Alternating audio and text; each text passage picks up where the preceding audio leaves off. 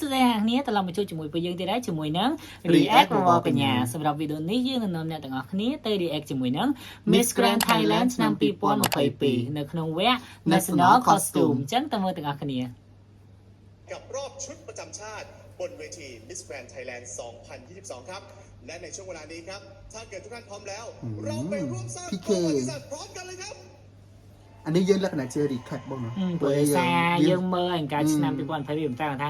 យើងមានអារម្មណ៍ថាយើងចង់មើល full ហើយចង់មើលតើតង់នឹងកាលដូចយើងអាចបាន concept អីយកមកនិយាយអញ្ចឹងណាយូរ៉ូ Miss Grand Thailand វគ្គ National Costume គឺជាវគ្គដែលធ្វើឲ្យ Miss Grand Boom ល្បីព្រោះដោយសារក្នុងឆ្នាំ2016ទៅចាប់ផ្ដើមមាននៅក្នុងឆ្នាំ2016ដែលមានតំណាងមកពីគ្រប់ខេត្ត77ខេត្តហើយមានឈុតតំណាងខេត្តអញ្ចឹងទៅវាធ្វើឲ្យ boom ដោយសារហ្នឹងរួមបើ show មានលក្ខណៈមែនជាឈុតប្រចាំជាតិអ្នកនរគ្នាលក្ខណៈជាវិស្វកម្មជាបដិមាកម្ម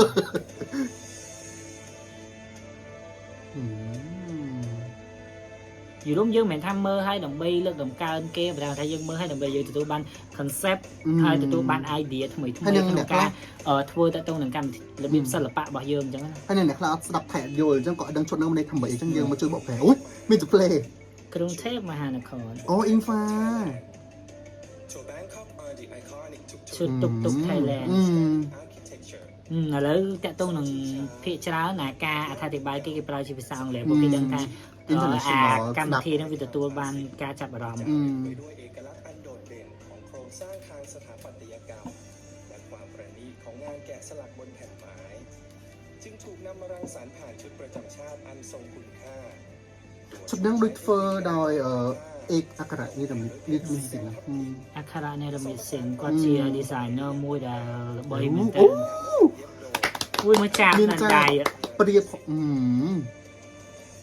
យូរ៉ូខ្ញុំស្រឡាញ់ការ design របស់ខ្ញុំ detail អស់ឲ្យឈុតខ្ញុំស្រឡាញ់ការ design របស់គាត់តទៅនឹងឈុតរបស់គាត់ភាគច្រើនគឺ concept ច្បាស់មែនតើអូនេះក្របីអាន់ដាម៉ានយូរ៉ូឈុតហ្នឹងតទៅនឹងសមុទ្រព្រោះដោយសារវានៅជាប់សមុទ្រអូយប៉ុន្តែគេលេងជាមួយនឹងអាឡាយបើខ្មែរយើងគេហៅឡាយសរងព្រោះដោយសារនៅភាគខាងត្បូងរបស់ប្រទេសថៃហ្នឹងគេមានសិល្បៈសរងលក្ខណៈភូមិបន្តិចកប៊ីភាសាថៃដូចដាវគាត់និយាយតទៅនឹងថានេះអាសិល្បៈនៃការសរងហ្នឹងវាមកពីឥណ្ឌូនេស៊ីម៉ាឡេfrom តែគេអូជាប់ជើងយូរ៉ូបានមើល full performance អូនេះឈុតនេះឃើញឈុតនេះបានមើលឈុតកញ្ឆាដូចជាមាន transform ទៀតយូរ៉ូឈុតនេះគេហ៊ានធ្វើដោយសារនៅក្នុងឆ្នាំហ្នឹងវាតទៅកញ្ឆានៅប្រទេសថៃគេដកចេញពីភាពខុសច្បាប់ថាអាចដាំបានប៉ុន្តែត្រូវគេហៅដូចថាចុះបញ្ជីអញ្ចឹងណាហើយលក្ខណៈប្រើប្រាស់ស្តិចច្រើននៅក្នុងការព្យាបាលអ្នកជំងឺអញ្ចឹងយកเอากัญชามาสื่อผ่านในรูปแบบของชุดประจำจังหวัดและชุดก็ทำจากผ้าPradaที่เอาเส้นใยของต้นกัญชา Dominican Republic เป็นผ้าผืนแล้วบอกกล่าวเรื่องราวមួយគេនិយាយថាឈុតហ្នឹងគាត់ធ្វើពីគេហៅខ្សែដកដើមកញ្ឆាអอกแบบและตัดเย็บโดยคัมภีร์อลังการក៏ជា designer ឈុតតំណាងជាតិដែលល្បីដែរនៅថៃពួកគាត់នៅនេះបើអ្នកចាំបានឈុតគាត់ធ្លាប់បានពានរង្វាន់ Miss Universe ឡាឈុត Kinnery របស់គាត់ឆែស្ទែកាលសិនทับไฟทีน่ามหาชนกเกิดจากการผสมข้ามสายพันธุ์โดยบังเอิญตั้งชื่อว่ามหาชนกI don't know មកទៅ clean แบบស្វាយជាមួយបាយតើមួយយីរូវាស្លឹកឈើមួយកាយ clean ការ design ឈុតថៃតំណាងជាតិភាគច្រើនគឺ concept គេច្បាស់អញ្ចឹងនៅពេល concept គេច្បាស់គឺអត់ងាយៗនេះគេ concept គេចេញពីបាយតើហើយនឹងស្វាយមហាชนกរបស់ខេត្តកឡសិនអញ្ចឹងចេញមកគឺវាមើលទៅវាយើងមើលយល់បាយតើស្វាយហើយឡើងស្អាតឡើង clean ហ្មងdetail គេឲ្យ detail គេគ្រប់កន្លែងហ្មងគេអត់ចោល detail គឺគ្រប់កន្លែង360អង្សា detail นายสถาพรเฉียบแหลมញ៉ាំចូលមកញ៉ាំទៀត design បានល្អ một con miên phép sự điện chưa một con áp giả một con là xin nó còn đôi chuột đôi khai อืม mua chuyển đổi này đôi chuột nó chọc sự lần đa yes กำแพงเพชร กำแพงเพชร มัสยาชากังราว วารีชาติรังสรรค์ มัสยามากังราว แรงบันดาลใจ ไตร จาก ใช่ไหม ปลาตะภาพ อ๋อปลา ไตรตะภาพ ปลาประจำจังหวัดกำแพงเพชร เนี่ยพี่เจ้านี่ยังตั้งอยู่จังไทย ในท้องถิ่น ชดนะinspire cáiพี่เจ้าคือcái vô bị khaiตรงมือเขาชดนั่งดำน้ำkhai ấy cái vô làนี่จังไตรดำน้ำkhai chỉไตรตะภาพได้ดำน้ำเอาkhai cáiจังว่านั่งกำแพงเพ ก็ ชร ตัวสะอาดนะ แฟนซีอาร์ตร่วมสมัย แต่ฉากบอกแกรนฉันต้องกูสหายบอกไปดับชนำได้ อืม ให้รู้ว่าเมืองไทยมีดีไม่แพ้ชาติใด nhưngสลายเนี่ยอธิบายในเมนสเลงว่าต้องรู้เหมือนกัน AK Design by อลงกรณ์ อารมณ์กร ลงกรนี่ก็ระเบยได้ลงกรกองเอ็นนี่ก็ระเบยได้ สะอาดอ่ะมันต้องวิคลีนหมอบิวตี้ ขอนแก่น ชุด ราชพฤกษ์ภูษามหาสงกรานต์ ราชพฤกษ์นั่งด้วย ก็ เจี จะ ย ดอกประกาศ กาดำน้ำร้อยไทยเลยจังนั้นอยู่ร่วมดำน้ำร้อยแคทขอนแก่นนั่งได้ ทำไมครับการเรียกอย่าง การเรื่องเรียกทำไมยังไม่ถึงเรื่องเรียกอยู่ร่วมไทยการนั่นคือดำน้ำร้อยสดัดเกจังไหนอันนี้ไปเดี๋ยวไปไทยไหนอันนี้ไตจะเคยเราตามเพลย์จังกีดำการหนึ่งชา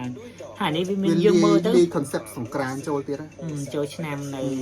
ในขอนแก่น แต้มสีสัน nhưng mà làm chỉ mùi đằng ca lên chỉ mùi đằng các bạch bồ đàn chỉ mùi đằng chốt bỏ kìa của Thái Việt Giang cứ cái lên mơ tới với ót ở nhà nhà mơ con thôi chỉ khao hết thôi chỉ sự bột trình màu ให้บอกเป็นอย่างนี้มันเปรียบคอมฟอร์ตบอลนะขนมกาเปียกนะขนมกาโชว์เป็นแต่เนาะอะไรอย่างเงี้ยตัวแบบนี้กดกันแต่ได้มาค้างนะกับเพลิงนะ วัดจิต แต่กดแบบ hay xong bây tập Control bàn. ca nhưng hay tại ấy sim phiếp symmetry này chung với ca nó vì mình phiếp mơ tất ca อืม มิสแกรนด์จันทบุรี chân thảo bồ จันทบูรณ์ Power of Women Power of Women จันทบูรณ์ เป็น อื ของ ม ดีขึ้นชื่อประจำจังหวัดทำมาจากต้นกบที่มีลักษณะพิเศษที่ขึ้นอยู่บริเวณน้ำกร่อน โอ้ชามนึงซีกับกล้วยจับบะหลอมด้วยนะ เส้นใยที่เหนียวแน่น แข็งแรง แต่ยังคงซ่อนไว้ซึ่งความสวยงาม อืม ตัวชุด นี่ดิ ออก กัด แบบ จี และตัดเย็บด้วย đi เสือ cắt กบ chinh vì cái tê là thua mà vì cái hai không ai nhưng cái hạ đào sự cái về nhỏ อืม nhưng mà square là đam kiều kiều Vô màu thì tao mà bàn hạ đầy. hay tao bàn chỉ là จั tê นทบูรณ์ Power of Women จึงเป็นการนำเสนอถึงพลัง โอ้ และ Ui, คุณ trời ค่า ơi. จากความงดงาม โอ้ แข็งแกร่ง อยู่ร่วมบอสเซนจะชดมินคอนเซปต์ใช่ป่ะให้บอกันยาดังคอนเซปต์อะก็สมฟอร์มแต่ยังเชื่อ อื ออ ม กแบบโดย คุณวัชรชัย ใจมีพร วัชร ห้อง ใจ เครื่องพัตราพรมหาสารคาม อ๋อ อ๋อมหา สา สาร ร คา คาม ม จุดจะไรโยมโยสอ่ะโอ้ เนี่ยเชิญ มิสแกรนด์ฉะเชิงเซา ฉะเชิงเศร้า ท้าวเวสสุวรรณวัดจุกเชิญ หาเวสวรรณ เสียงลืออย่างหนาหูทั้งพระ เนี่ยขยาย อาจารย์ ชดcái thông bẩn tay bò cả nhà cái อืม วิ คอน โอ โทรล มา บาน บ้า นะ นอะ เวสสุวรรณที่ศักดิ์สิทธิ์ทำให้วัดจุกเชิญ อยู่ร่วมมาชดจิมวยหนังการเล่นจิมวยหนังพิบ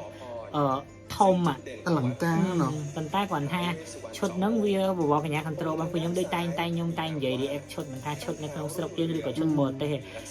chốt cứ chỉ chốt đại bò cả nhà ai control ban tại đào mà tại của bò cả nhà tới control chốt ban ชุดนี้สะอาดได้แหละกล้องหลังจัดหมอบอกถอดขอมา สถาน โอ้ ที่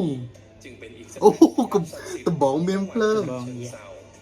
ออกแบบโดย แต่ยังไม่รับถ้าชดนี้สำหรับยิ่งอาเซสลังการหรือกูปอชดตัววิดีโอมือตัวอาเซมือตัวอาเซสอาร์หรือมือใบใหญ่รำแต่ใบใหญ่จำตัววิมือตัวเรียงอาเซตอนสมัย ถ้าจะยอมมาปีออริจินอลแยะมาหมอ มิสแกรน ดีเทลจะมาเป็นตาอาเซนี่ ชุดข้าวหลามพิลา อ๋อ เออบอกไอ้กิ๊กกะลาน กะลา ภูมิปัญญาท้อง โอ้ เสริมเศรษฐกิจ อ๋อดอกจาว ชาวหนองมนเมื่อหมดฤดูกาลทำนา อ๋อ ชนบุรี ใต้กำปัดไม่ไหลสเปียร์ด่ะ หวานทานเล่น หนูน้อง ก็ นุ่ ส ม เปรย์มา อืม มันสร้าง ตากับดาวตกเช้า อืม ชุดมีความร่วมสมัย โดยใช้สีขาวที่สื่อถึงเมล็ดข้าวเหนียวที่สม อ๋อ บูรณ์ เป็นตากะลานแกโดยใบยืม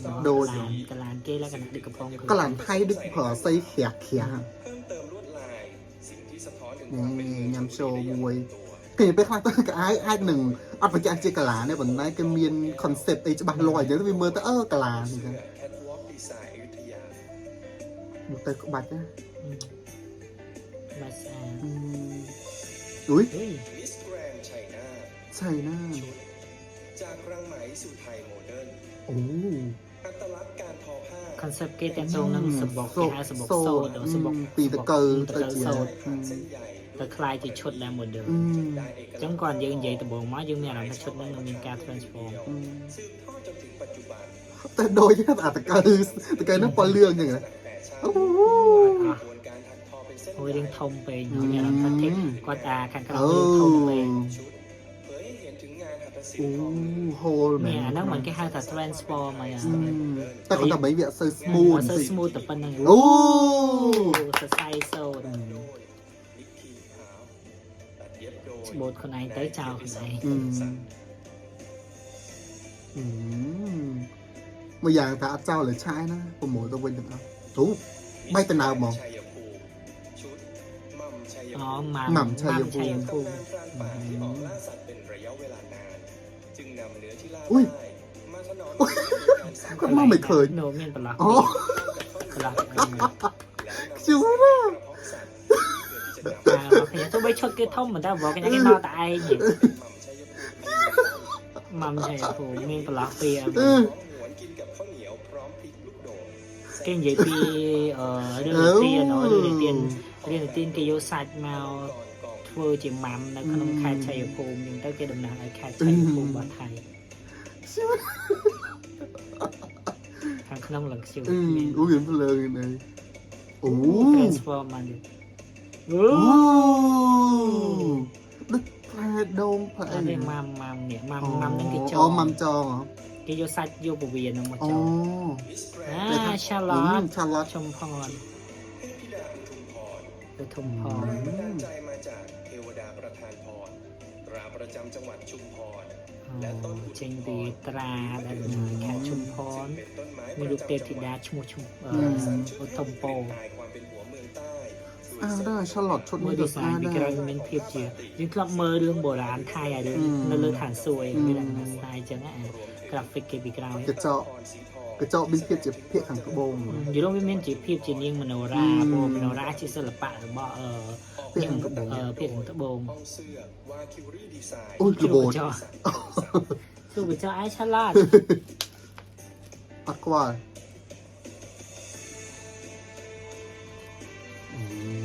ឆាឡតអស្ទីន เป็นนั่นไปจับได้เครื่องเหมือนโอ้ยฉุดเลยเป็นนั่นจับได้เครื่องเหมือนไฮดี้เหรอในนี่ ภูเก็ต อืม ชุด អូเชียงราย มาลายกะคาน หรือเท้าคติกามหาพรหมที่เปรียบเสมือนต้นโลกต้นท่าต้นธรรมก่อเกิดเป็นตำนานพญากาเผือก อ๋อក្អែកភឿក เจ้าห้า แต่ไปฉอนนะไทยจุดเลงบัดปอดซอนจังนั่นเดี๋ยว និទានក្អែកភឿកឬនិទាนក្អែកភឿកនៅខេត្តเชียงราย ของชาวล้านนาเวียงกาหลง แต่อะไรเนาะ อำเภอเวียงป่า อันนี้ดิจิเหมือนทั่วปีพวกโลหะไอ้ดิจิทั่วปีกระดาษไอ้ฉอน វា เชี មា ย នភាពជាឈៀងរ៉ាយឈៀងរ៉ាយ signature របស់គាត់វត្ត វត្ត លង ស ខុនពណ៌សអញ្ចឹងហើយក្បាច់ជាក្បាច់អញ្ចឹង องค์เสื้อ វា บ้า មាន น ភាពសិល្បៈឈៀងរ៉ាយយើងទៅឃើញវត្តពាក្យច្រើននឹងព្រោះយើងធ្លាប់ទៅឈៀងរ៉ាយដែរអញ្ចឹងសិល្បៈពាក្យច្រើននៅហ្នឹងគឺអញ្ចឹង บัดซอ มิสแกรนด์เชียงใหม่ ឈៀងម៉ៃអូសានតាថ្ងៃមើលខ្ញុំឡងវាវឈុតហ្នឹង น้ำเสนอ មានភាព sexy មានភាពជាជនជាតិពាក្យតិចនៅឈៀងម៉ៃ ที่ส่องประกายแส ខ្ញុំ ง ឆ្លាញ់អា ก้นใส่หม ខាង ด លើនេះ ฤดูหนาวเรียกว่าเหมยขาวและความหลากห តាម ลา ពិត ย ឈុតទេណាប៉ុន្តែយើងមើលទៅមានអារម្មណ៍ថាមានភាពជាដូចបិទ ตัดเย็บแฟชั่นชั้นสูงแสดง บอ ให้ ดี้ เห็น สูท สัดส่วนที่สวยงาม តែមកកណាត់ខាងលើស្អាតមែនតែខ្ញុំធ្លាប់ឃើញជនជាតិពាក្យតិចឈៀងម៉ៃពួកកូនក្មេងពាក់ กอเปะจนจิตเปะกอเปะกองกอ ตัดเย็บโดย ขนาดนั่งบ่ซึ่งต้องให้จีบอกมีขนาดหดตะซิซีแต่ดักขนาดต้องเห็นซอกจริงๆโอ้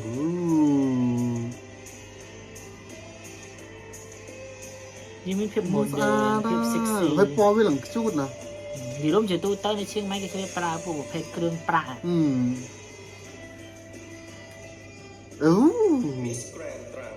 ត្រាំង กัลยาณีสีกันตัง กัลยาณีสี กัล กัด ยา ตัง ณี จากทะเลตรังที่มีความสวยงาม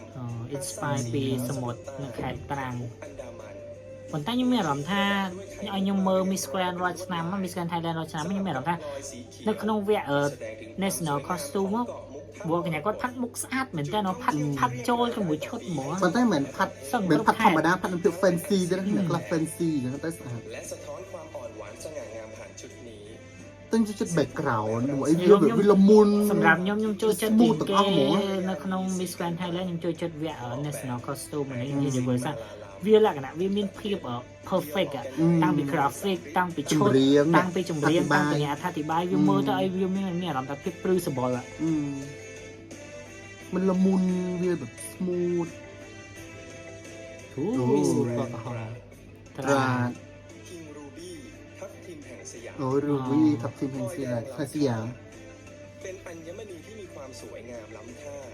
ទឹកបង มีชื่อเสียงโด่งดัง បងកទឹម เป็นที่รู้จักของผู้คนทั่วไปในนามทัพทิมสยาม หรือพลอยแดง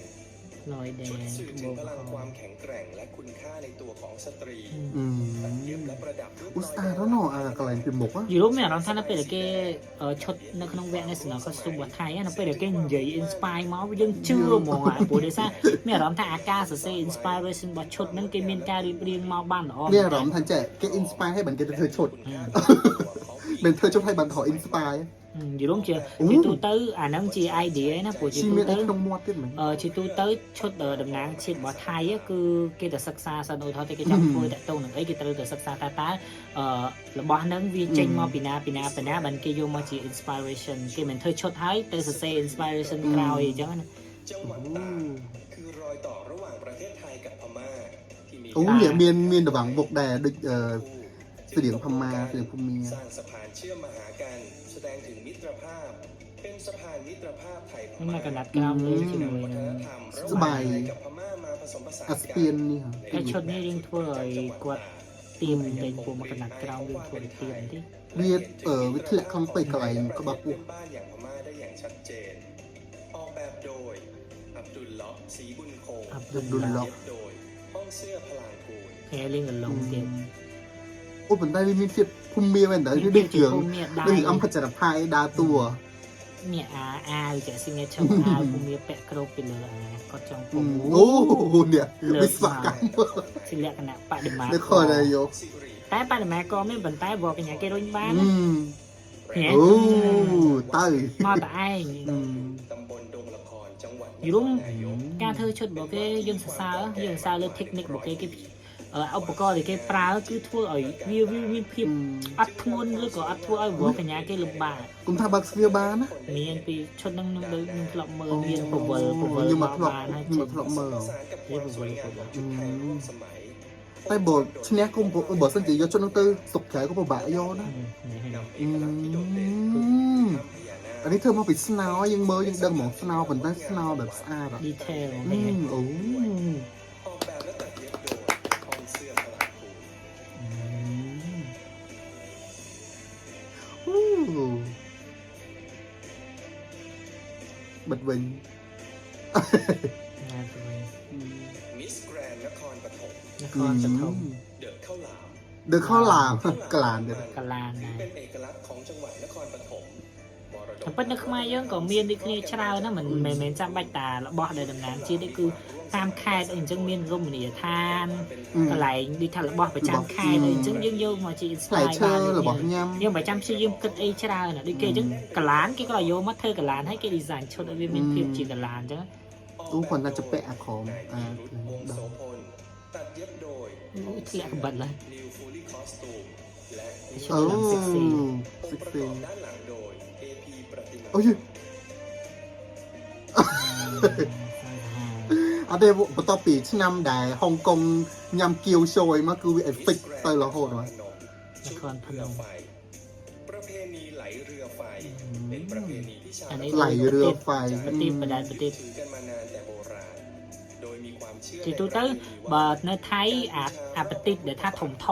ទូកនឹងហើយនឹងប្រទីបតូចៗគេហៅថាដូច ហៅដូចគ្នា តែខ្មែរយើងអាធំហ្នឹងគេហៅប្រទីបដែរអញ្ចឹង พระคุณพระแม่ ពួកខ្មែរយើងពេលអុំទូកអញ្ចឹងគេមានលក្ខណៈថាបដាច់ប្រទីបថាធំហ្នឹងក៏ប្រទីបដែរប្រទីបធំអញ្ចឹង ប្រទេសបុកវាំង ชุดสีดำ តែបើថៃគេហៅប្រទីបគេហៅប្រទីបអាធំហ្នឹង ชุดนี้អត់សូវ detail ហ្មងអត់សូវแบบវាแบบ មានភាពអលងមានភាពអ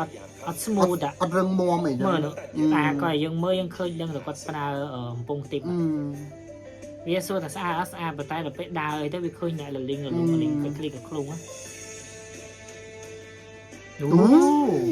ចឹងនេះក៏ឃើញ ចាំមកនេះគាត់សាក់ខ្លីតែម្នាក់ឯង ฟินิกซ์แห่งแดนอีสาน ฟินิกส์แห่งแดนอีสาน ทุเรียนไทยได้มีการสูญพันธุ์ไปจากแหล่งธรรมชาติของประเทศ โอ้ยเมื่อกอวิ่งเหงือกงะเงือกงะดินะ 2533 ทางสวนสัตว์นครราชสีมาได้นำมาขยายพันธุ์แบบธรรมชาติ และผสมเทียมสำเร็จเพื่อนำปล่อยคืนสู่แหล่งธรรมชาติ อ๋อជាសត្វដែល จัด គេអ ป នុ ระ ញ្ញាត กวด នៅ อื ក្នុង ม នគរខេត្តនគររាជ ตัว សី ชุด មា นำเสนอในรูปแบบการเชิดหุ่นกระบอก ส่วนเครื่องแต่งกายได้แรงบันดาลใจมาจากสตรีผู้นำของโคราช หรือคุณย่าโม อ๋อยายโม មានអារម្មណ៍ថា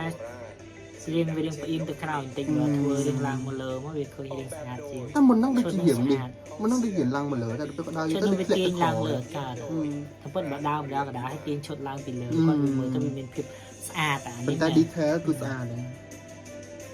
โอ้ มิสแกรนด์นครศรีธรรมราช อืม ชุดมโนรากินนารี กินนารี จังหวัดนคร อืม ศรีธรรมราชได้รับรางวัลกินนารีด้านการท่องเที่ยวและศิลปวัฒนธรรม ก็บัดซอ จึงได้หยิบยก ประ ตัวละครหลังจากเรื่องพระสุทนมโนรา ពីរឿងព្រះសុធននាងកែមโน ปัญ រី ญาด้านการแสดงของภาคใต้อย่างโนรา มาใช้เป็นสื่อแทน មើល กา ដៃ ร អ บอก ត់ เล่า កោ ประชา ស สัม มั พั យ น គាត់ ธ์ បងកញ្ញានេះធ្វើ ชุด បាន สี ល្អមែ ขาวน តើ เงินบริสุทธิ์ performance ឃើញមួយកែដៃដល់កោងហ្មង ชุดอัสเซอร์ไอ้หมาชุดธรรมดา นามว่านครสองธรรมเหลือท่าล้ำธรรมะ อืม ธรรมชาติ គាត់បាយមកកណ្ដាលនេះបាយមកកណ្ដាលនេះយើងឃើញ โอ้ ดี รวมมโนราเยอะหมอ ต้องเสื้อพลัง อู้อันระบบกระจอกนะบอชาร์ลอตยังเดิมบอชาร์ลอตใจหัวเมงไอ้ระบบกระจอกระบบไอ้แต่นี่รวมระบบนะ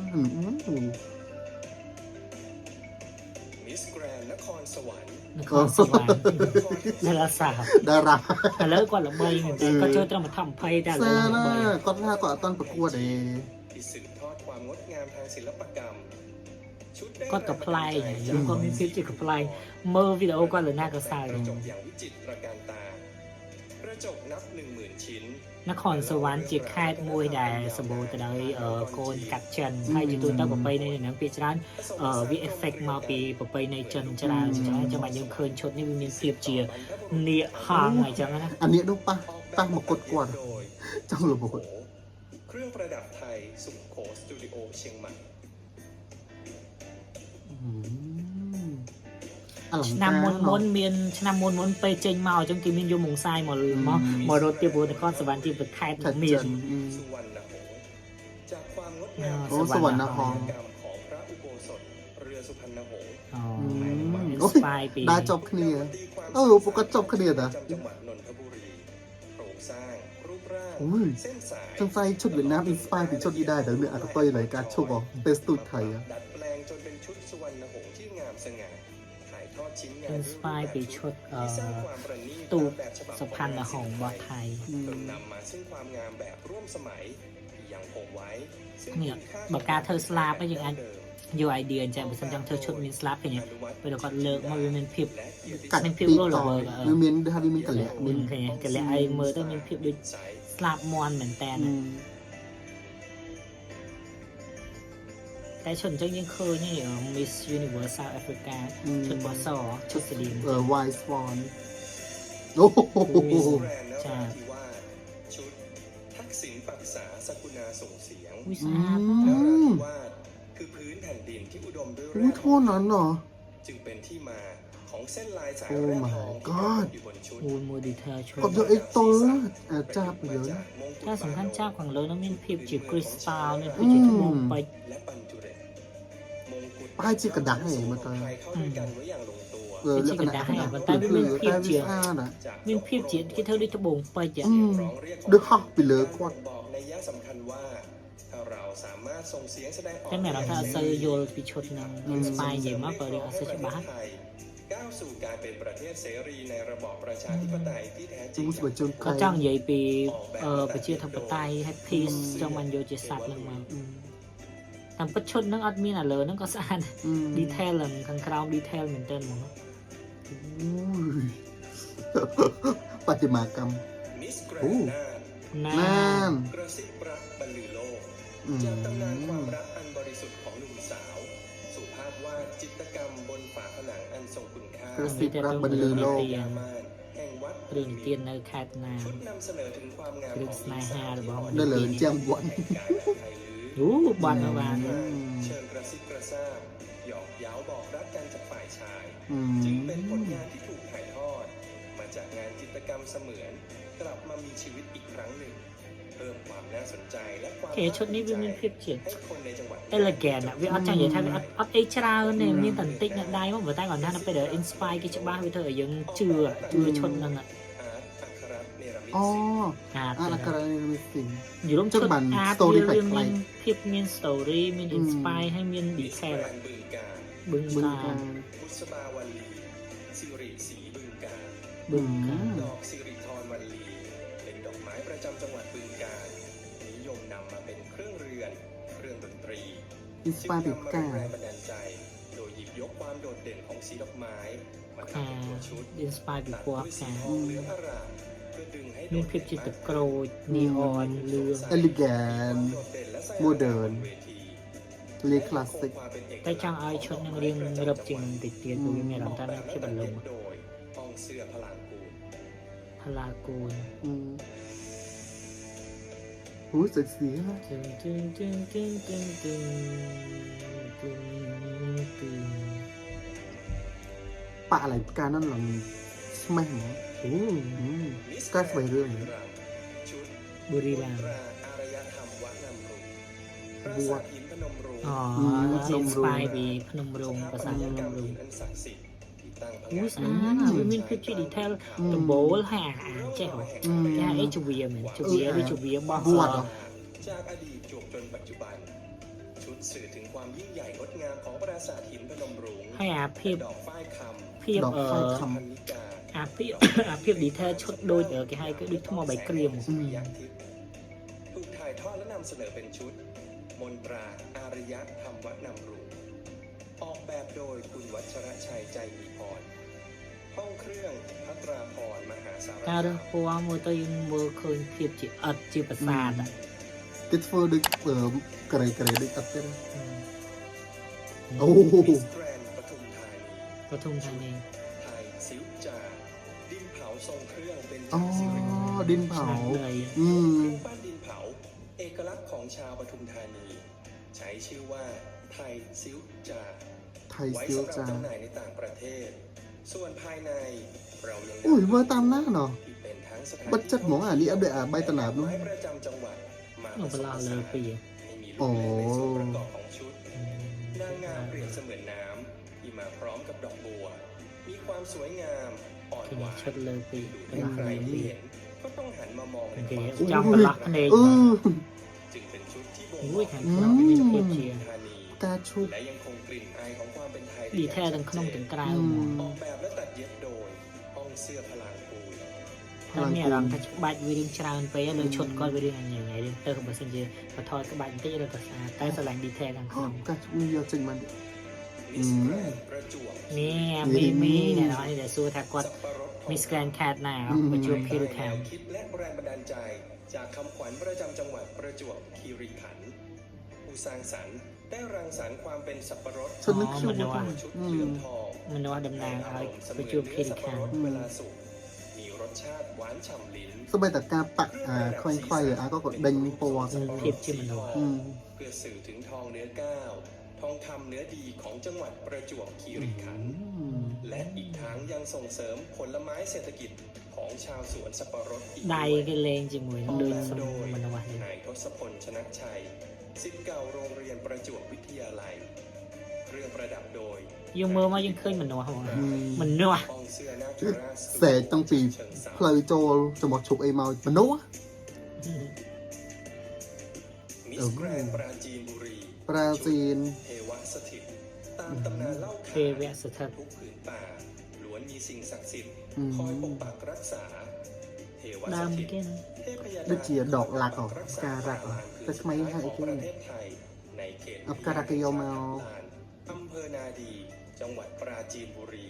แต่งกายตามวัฒนธรรมทวารวดี เครื่องประดับจิราภรณ์ตกแต่งด้วยข้าวตอกเปรียบเสมือนดอกมณฑารก ซึ่งเป็นดอกไม้บนสวรรค์ชั้นดาวดึงส์มีความสวยงามและมีกลิ่นหอม តែមែនថាការផាត់មកគាត់មានអារម្មណ៍ថាផាត់តែដូចដីហ្មងឌីមុខឡើងចូលទៅជាភាពដីอ่ะ ផាត់អត់ បើសិនជាខ្មែរយើងឈុតអញ្ចឹងវាមានភាពជា ฟูนอนอ่ะ อืม สมัยฟูนอนอะตึงตึงตึงตึงตึ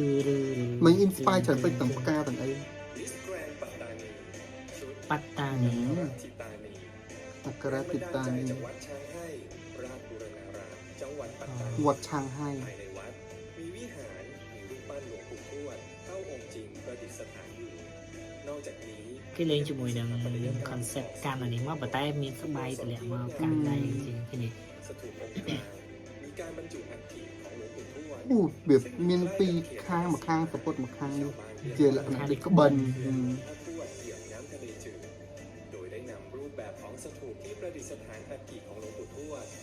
มาประดิษฐ์เป็นศิลาภรณ์สวมใส่บนศีรษะ อื ยังหยิบ ม เอาดอกไม้ประจำ มาคดอแดบมาปีเจ็ดใดเจ็ด มาผสมผสานในชุด ផ្កាស្អាតផ្កាដូចផ្កាម อื យោ ม และตัดเย็บโดยในการประพัด อันนั้นแค่ฮักก้ามโยเหรอ ห้องเสื้อในทีสาร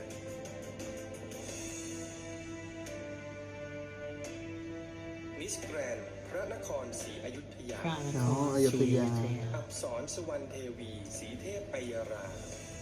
จังหวัดพระนครศรีอยุธยา ក៏ដូចជាថោក20 อื ដែរ มนครศรี เจริญรุ่งเรือง inspire ពីដំរី ตั้งแต่โบราณชุดได้แรงบันดาลใจจากนางฟ้านางสวรรค์ที่สถิตอยู่ณสถานที่แห่งนี้ อู้ ทำหน้าที่เฝ้าทรัพย์สมบัติของชาติ โดยหนึ่งในสมบัติ เพื่อสร้าง ล้ำค่า ทรัพย์สมบัติ ที่ขุดค้นได้จากพระปรางวัดราชบูรณะคือช้างหมอบทรงเครื่อง อืมดำไร จึงด้หยิบยกเครื่องทรงช้างมาประยุกต์ให้มีความทันสมัยและน่าสนใจ និយាយរួមខ្ញុំស្រឡាញ់ថៃការ design របស់ថៃគាត់គាត់ឲ្យគាត់ផ្ដោតសំខាន់ទៅលើភាព symmetry នៃឈុតគឺបើមកអញ្ចេះគឺឆ្វេងស្ដាំអីវាមានភាពជាសមមាត្រវាអត់មើលទៅវាចទៅណាមួយខែគឺភាគច្រើនមើលភាពសមមាត្រហ្មង តែអីដែលសំខាន់គឺគេមើលធ្វើឲ្យរបបកញ្ញាដើរស្រួល comfortable អូ ផ្កាស្អាត พะเยา พะเยา ភយា สารพีบุษบา บุษบาน่ะ กามยาวแรงบันดาลใจมาจากดอกสารพี อ๋อการสารพี พะเยาก ายใช่เหรอ ทั้งยังเป็นต้นไม้พระราชทาน มันต้องสิบการจะไป คนแด่จังหวัดพะเยา สารพีจัดเป็นไม้มงคลชนิดหนึ่งที่ควรปลูกในบ้าน เพื่อความสิริมงคล คนไทยโบราณเชื่อกันว่า อุยแต่สะอาดแล้วเนาะវាបែកอุ้ยผมថាដោះចេញមកណា เข้ามาในบ้านได้ អូ ដល់បានមកដាក់មកខាងមុខណាដាក់ឲ្យធ្វើជាផ្កា เหมือนดังต้นสารพีอีกด้วย ឧស្អាតណាស់ដូចផ្លិតเนาะវារំ អានេះអា symmetry ភាព symmetry នៃអាខាងក្រោយខ្នងគាត់យើងមើលទៅដូចផ្កាហ្មង ហើយ layer របស់ផ្កាមុខក្រោយអីវាស្អាត វាមានភាព layer ផ្កាមុខផ្កាស្លឹកតូចស្លឹកធំមុខក្រោយវែងខ្លី อืม វាមានភាព symmetry ល្អ អូ សពួតមកកណ្ដាត់ក្រោមក៏ស្អាត มิสแกรนด์พังงา ផាំង พังงา นงนาถกินนรีศรีพังงา គិន กินนารี រី ទៅដែរ พังงาจังหวัด យើងឃើញតែពេលខ្លះ inspire ដូចគ្នាប៉ុន្តែការ design វាផ្លាស់ប្ដូរទៅតាមខេត្តឧទាហរណ៍ថាដូចខ្ញុំតែងតែនិយាយទៅរឿងឈុតប្រចាំជាតិចឹងសំខាន់លើ inspire ពេលខ្លះឃើញឈុតនឹងដូចគ្នាមែនប៉ុន្តែ inspire ពីអីផ្សេងគ្នាអញ្ចឹងណាអញ្ចឹងយើងអាចនិយាយថា copy ឯង ให้มีความ សំខាន់បើយើងធ្វើមកយើងមាន inspire ច្បាស់លាស់គឺយើងអត់បាន copy គេអញ្ចឹង យ៉ា สื่อถึงสัญลักษณ์ของความ ไว้យើងទទួលបានឥទ្ធិពលពី ที่มีทรัพยากร ពុទ្ធសាសនាអីចឹងដូចតែគ្នា ที่ทำให้เป็นหนึ่ง โอ้ ในจุด មានភាពសិល្បៈស្តៀងគ្នាប៉ុន្តែគាត់ថានៅប្រទេសមួយវាតែងតែមានភាពខុសគ្នាអញ្ចឹងវាមានចំណុចខុសគ្នាដែលយើង ប៉ុន្តែต้องនិយាយថាបើសិនជាធ្វើក៏ធ្វើឲ្យស្អាតដែរមិនធ្វើមកแบบធ្វើឲ្យទៅរួចពីដៃហ្នឹងណា พัตราพรมหาสารคาม អូសារខាមដែរ ដូចភ្នំមួយគេណា នេះដូចល្ខោនខោ ต ដែរ ลุงชุด ស្បែកធំ อืม ឧជាទូទៅផាត់ថលុងជាភាគខាងត្បូងនៅក្នុងប្រទេសថៃគេមានគេហៅអាណាំងលខោនតលុង อืม ស្បែកតូចស្បែកធំគេមានដូចយើងអញ្ចឹងប៉ុន្តែគាត់ថាសិល្បៈនៃការលេងរបស់គេវាអាចខុសគ្នាពីយើងអញ្ចឹងណាព្រោះដោយសារវានៅមួយជាហៀងមកប្រទេសគ្នា ของชาวปากใต้ សពុតស្អាតอะប៉ាក់ទៅកណ្ដាប់លីពណ៌ដូចស្រង อันได้แก่กลองทับโมงชิงปีและแตร ซึ่งเป็นต้นฉบับในการเล่นละครชาตรีมาแต่สมัยอยุธยาจนถึงสมัยรัตนโกสินทร์ทั้งสองอย่างนี้ล้วนมีความเกี่ยวข้องกับความเชื่อ ความศรัทธาภูมิปัญญาและวิถีชีวิตของคนปากใต้ออกแบบโดย ភាគខាងត្បូង ศรีบุญคง អាប់ឌុលឡក់នឹង design ច្រើនឈុតដែរ ជុតម្ដុំភូមិមាគាត់ design ច្រើនណាស់អត់ដូចឡោះ อุ้ยชุดนี้ยังเคยไงชุดนี้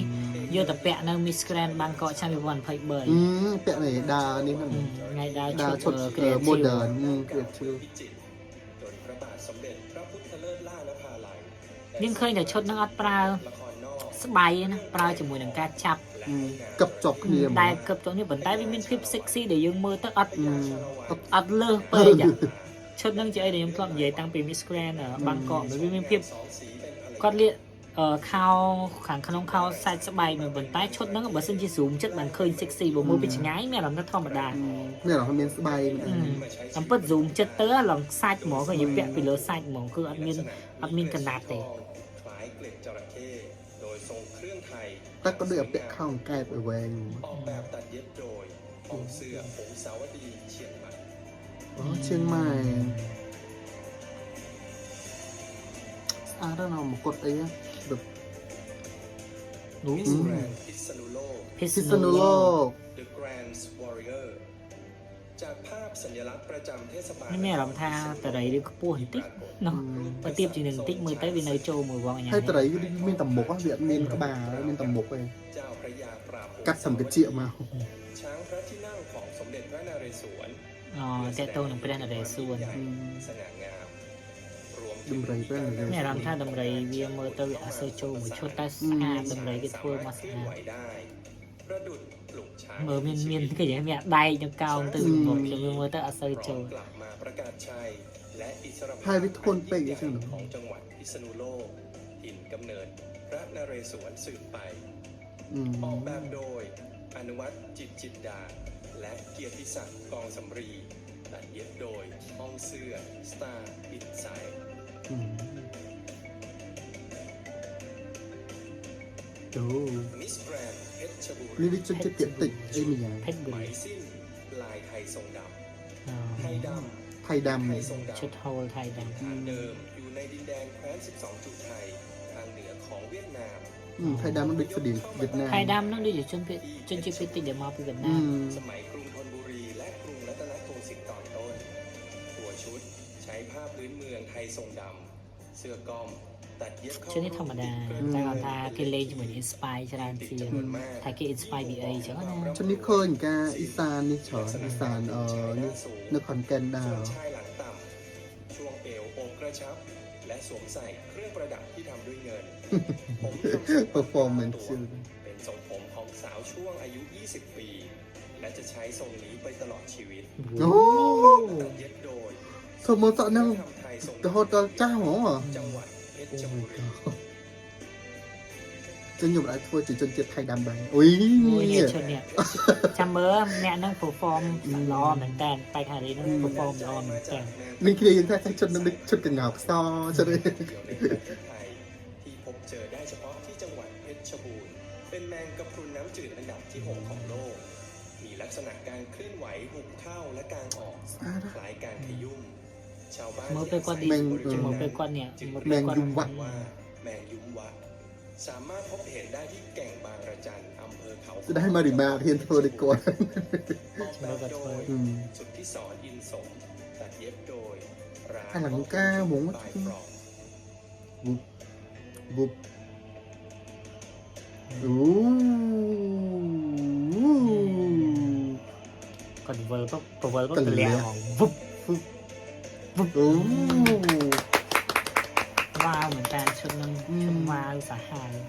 เนี่ยมาเลยมา แรกชุดหัตถกรรมแกะสลักไม้สักทอง อ๋อชุดอินสปายปีศิลปะการฉลักไม้สัก เชอ ราชินีแห่งไม้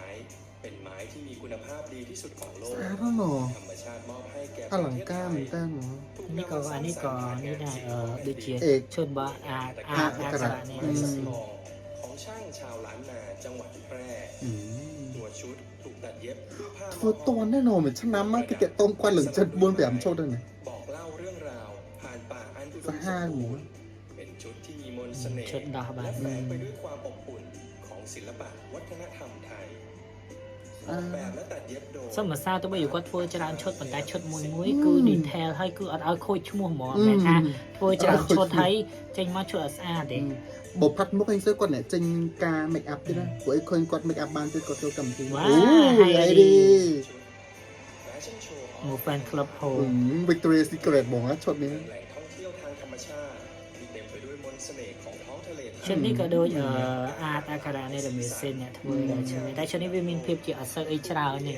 គេ inspire ពី show อ่ะ อืม เพื่อโชว์ความงามทางสรีระ ភាព แก่ผู้ មានភាពជា Victoria's Secret ខ្លាំងមែនតើชุด Fashion on Runway ของโลก โน้ Fashion on runway Runway ดีเทลชุด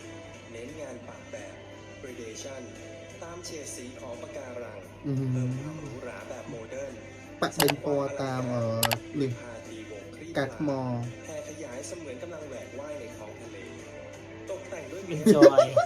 ไอ้ enjoy ดี เวอร์ จ้อยเหรอเหรอ อันดามันออกแบบและตัดเย็บโดย อาร์ตอัครรัตน์เนรมิตศิล อื ป์ มแพงบนบวยชอบได้เนี่ยโอ้แล้วขวัญอากระได้หนูเป็นสินกัดนะ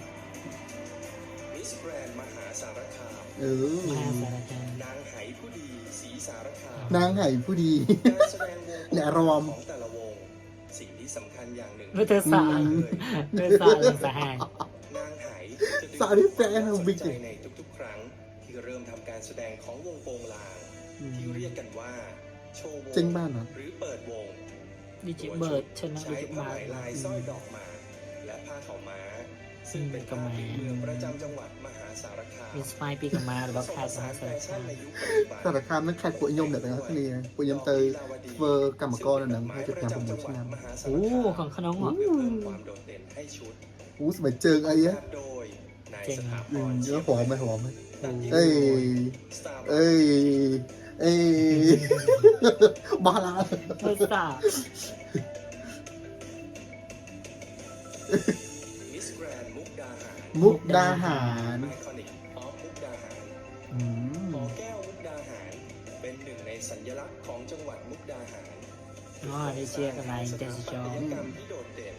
จึงเกิดเป็นแรงบันดาลใจในการออกแบบชุด ในรูปแบบแฟชั่นสมัยใหม่ โอ้ยสลันกันเลยมากระนัดกันเลยปีนตรมตรูหันเชิงอ่ะสร้างเหมือนกันโอ้มึงกระปากกระเจาะ บดกระจัดไปเลยอ่ะนะแต่ขอมนี่กับแปะนั่นน่ะเอาไปหมกเลย ดอกอากรอยเจ๊งยืนมันเองกาวดอกอากรอยเจ๊งยืนมันเองกาว ของแก้วมุกดาหาร มีการประดับตกแต่งด้วยคริสตัลและกระจกสี สลายงานหมูกาปะดีเทลปะสบายขังกรอมกรอมอันเจ๊ลองสะอาด แต่เหลือสักห้าเอเวอร์นิงกอนเหลือวีจังอย่างให้ไปกัดอีเวลเอซัน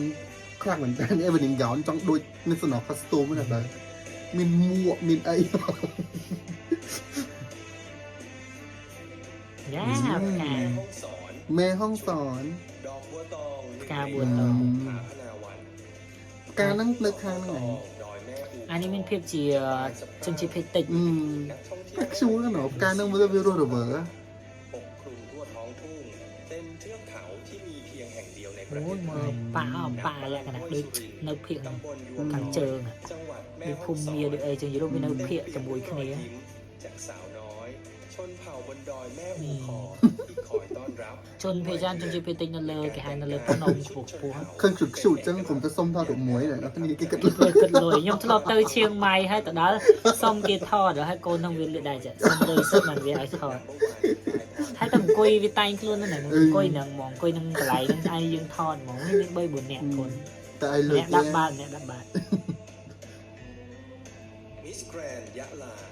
ยะลา นาตลักษณ์ปักใต้ เพียบใจมากดังเนียงมโนรีเนียงไอ้ระบำแก้วมโนรี กับวิถีชีวิตของชาวยะลามาช้านานเป็นการแสดงที่มีแบบแผนในการไร่ thêm sợi lại แต่คืนนี้ครบหมดพวกคนนี้เหมือนโดนใบนะ เฉพาะ สมัยขนมปะเต้เก้ก่อนด้วยคืนนี้ใบใหญ่ จะสวมเครื่องแต่งกายที่ทำด้วยลูกปัด ใครในจบคนนี้ก็อัดโดยเคลียร์ได้สลับปะสิคนนี้ เสื้อทรงสูง ต่อเล็บยาวที่ทำด้วยโลหะโนราสามารถ เราเป็นยังเต้าเวียประกาศคลิปฉบับลงสับแข่งมวยมวยหมอ จนได้ประกาศรับรองขึ้นทะเบียน เป็นมรดกทางวัฒนธรรมที่จับต้องไม่ได้ แห่งมวลมนุษยชาติ จากองค์การศึกษาวิทยาศาสตร์ และวัฒนธรรม แห่งสหประชาชาติ หรือยูเนสโก โอ้สะอาดแล้วกระไรดิ่งปัว อนุวัฒน์จิตร ดิ่งปัวของกรรม และเกียรติศักดิ์กองสำรี ตัดเย็บโดยห้องเสื้อ Star Insight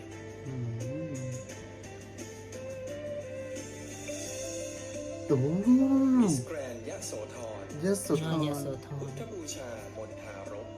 อุสอา ชุมชน ร่า รุ่มน้ำชี ชุดพุทธโบเชียเหมือน จังหวัด อินสปายไปไอ้แก จะนำข้าวตอก มาร้อยเป็นมาลัย อ๋ สา อย ยาว គេរើធ្វើជា มัน គុំ ละ រងផ្កាប៉ុន្តែគាត់ថាមិនយកផ្កាមកវិញយកជាស្រូវ ที่สืบทอดต่อเนื่องกันมาอย่างช้านาน អូ การร้อยมาลัยข้าวต่อของชาวบ้านฟ้าหยาด តែខាងមុខបានក៏រងផ្កា จนกลายเป็นอาภรณ์ที่สง่างาม อาภรณ์ที่แสดงออกถึงความวิจิตรบรรจง และสื่อถึงการล้อมรวมทางจิตวิญญาณของชาวบ้านฟ้าหยาดที่สืบสานประเพณีวัฒนธรรมของบรรพบุรุษให้อยู่สืบไป ស្អាតមែនតើ ស្អា គេ ត រក ណាស់ detail ហ្មង อนุวัฒน์จิตจินดา และเกียรติศักดิ์กองสำรี កន្លែងផ្កាហ្នឹងវាជួយធ្វើឲ្យឈុតហ្នឹងគាត់ទៅស្អាតទៅមុខទៀតហ្មងអូ ชุดស្រូវ อืม ชุด ละเอียด กล้ากสิกรรม กล้าនឹងស្រូវ ข้าว ស្រូវក ส่ว សិ นหนึ่ កម្ម งในสัญลักษณ์ของตราประจำจังหวัดร้อยเอ็ด អូ อาชีพหลักของเกษตรกรในจังหวัดนำเสนอผ่านตัวชุดสีเขียวซึ่งถึงความอุดมสมบูรณ์ของเกษตรกรรมในยุคนี้ គេថាឈុតនឹងពណ៌ខៀវ ពណ៌លឿងឈុតពណ៌លឿងតែអាពាក្យអត្ថាធិប្បាយនេះថាឈុតពណ៌ខៀវ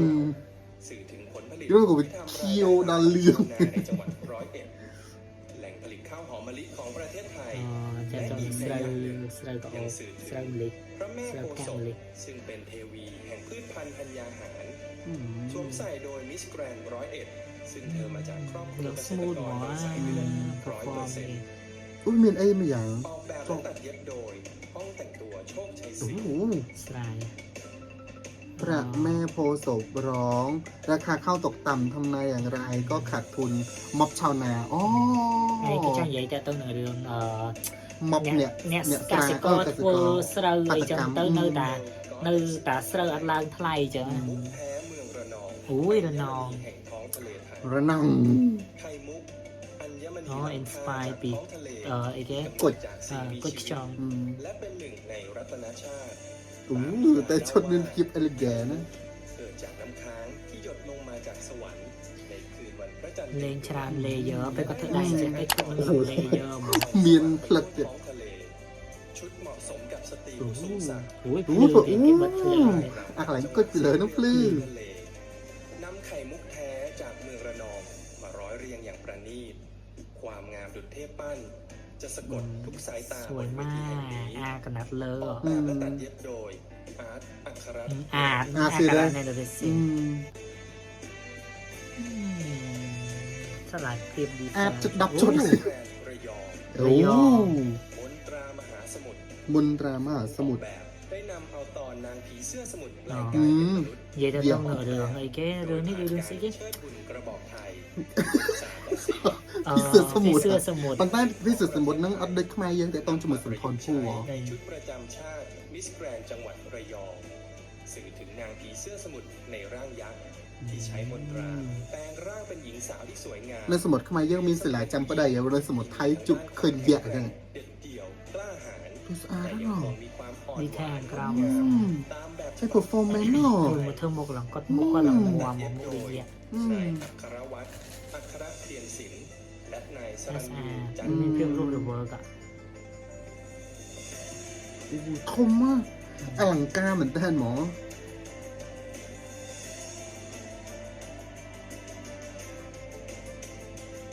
នេះឲ្យឈុតនេះខ្ញុំឃើញហើយល្អ នឹងបាក់នឹងបោយ គេបកកែធ្វើអាភាពឃើញ ហើយដូចអង្គុយមែនតើណា หรือแม่นางกวักธิดาปู่เจ้าเขาเขียวตำนาน8,000 ปีแห่ง តែមានអារម្មណ៍ថាដៃរៀងនេះមិនមានអារម្មណ៍ថាដៃគាត់រៀងវែងស្រាប់មិនទេ อืม ដៃគាត់ឡើងវែងមើលទៅស្មារតីដំបូងស្មារតីជួរ ស្មារតី แห่งดินแดน អំពិតដៃមែនតើឃើញ តែកន្លែងជើងនេះទៅណោះ ประจำชาติสุดสร้างสรรค์แต่ยัง កាន់តែជើងនេះគ្រាន់តែធ្វើនោះមកកណ្ដាត់ថាមកកណ្ដាត់ត្រឹមចង្កេះមកក្រោមនោះគាត់ឈោ គាត់ ទេ ឈរដើរហ៎ អាថាភាពនៃភាពគេហៅដូចថាដូចខ្ញុំនិយាយចឹងការ design ឈិតបើថៃ នេះ ច្រើនភាពសមមាត្រភាពអីយើងមើលទៅវា គឺបែប វាតដង វាស់ខ្លួនម្នាក់ស្រីនឹងមកហ្មងចាក់ពុំមកហ្មង ของเมืองราชบุรี តែខ្ញុំមើលឈិតនឹងម្ដងខ្ញុំមានអារម្មណ៍ថាដំបូងខ្ញុំស្មារតីនេះដៃជួរដល់ដៃគាត់វែងមែនតើ ทรัพย์สมบัติ ชิวนั่นน่ะ พูดจา ឈ្មោះមកដល់ខាងមុខពេលគាត់ផឹកអាទឹកក្រហមឡើងគេហូរឡើងពេញហ្នឹងព្រោះ នៅស្រុកថៃគេនិយមដាក់ទឹក យើង ហ្ ឃើ វិ ញ នតាក្រហម បើយើងទៅស្រុកថៃយើងទិញអាទឹកហ្វិនតាក្រហមហ្នឹងគេគិតថាយើងទិញយកទៅសែនទិញយកទៅអីហ៊ានខ្ញុំធ្លាប់ទៅថៃខ្ញុំធ្លាប់ទិញផឹកគេមើលមុខគ្រប់គ្នាគូពណ៌ហ្នឹងនៅថៃភាគច្រើនទឹកហ្នឹងគឺគេយកទៅសែន លាបំណន់នេះចឹង លាបំណន់គេអត់ញ៉ាំទេ តែបើញ៉ាំក៏ញ៉ាំបានដែរគ្រាខំ ញ៉ាំក៏ញ៉ាំមកប៉ុន្តែបើសិនជាភាគច្រើនបើថៃបើវាផឹកទឹកក្រហមអញ្ចឹងផឹកទឹកសេរ៉ូវិញផឹកទឹកសេរ៉ូវិញ សេរ៉ូក៏ឆ្មា អត់សូវផឹកអាហ្វាន់តាក្រហម งานไทยบ็อกซิ่ง នេះឈុតបុកស៊ីងលបរី เป็นศาสตร์และศิลป์ในการต่อสู้ที่มีมนต์ขลังและเปี่ยมไปด้ ដូ วย ច เสน่ នេះ ห์ អាចដាក់ក្រៅនេះរំលឹកទេ ឈុតបោះអាប 10ឈុតជា แฝงด้วยความดุดันความฉลาด ឈុតនេះខ្ញុំធ្លាប់និយាយឈុតហ្នឹងគឺដំបូងគាត់ design ទៅប្រកួត Miss Universe តែមកអត់ជាប់ មានយល់របស់អត់ ត ចូល មកបាននៅខាងលបរីហ្នឹងគេឃើញវាមានភាពជាហនុមានពួកលបរីហ្នឹងវាសម្បូរស្វាគេចិញ្ចឹមស្វានៅចិត្តប្រាសាទស្អីគេនោះស្វាច្រើនមែនទែនតែទៅក៏គេចង់ឲ្យ design ចេញជាឈុតណា หนุมาน តែឈុតនេះយើងឃើញណាដល់ពេលយកទៅ international គេ ថែមភ្លើងពីក្នុង ในการนำเสนอชุดประจำชาติ ក៏ធ្វើ នេះគឺវាយអត់ខ្លាចរបូរណា ออกแบบและตัดเย็บโดยอาร์ตอัครเนรมิตศิลป์ ភាព symmetry នៃឈុតហ្នឹងយកឲ្យមានឃើញតែឈុតហ្នឹងវារឿងធំ គេមានភ្លើងស្រាប់ឯតាបងមិញតែអត់អត់សូវខ្លាំងដូចថែម លំប៉ា สลุงหลวงฮาลาง สลุงหลวงฮาลาง สลุงเป็นภาษาพื้นเมืองของชาวล้านนา หมายถึงภาชนะที่ใส่น้ำขนาดใหญ่ อ๋อนี่ตើ តើប្រាក់ តើប្រាក់ เช่นเดียวกับขันน้ำหลว អូ ง យលីមកលក្ខនេះ inspire ឈុតបើកាណា มีความว่าสลุงแก่น មួយតែមើលប៉ាក់ឈុតអត់ប្រាក់ហ្មង ไม่ได้น้ำปก គាត់ប្លែងតែបានសង្ស័យប្លែកអត់កើតទេ ส้ មើ ม លតើ ปล่อยสะสมองค์พระเจ้าแก้วมรกตดอนเต้า เวียงละกร ស្មើតែមុខលេងភាពជា លោកចៅអស់ហ្មងគូសតែមកតែឆ្នោតហ្មង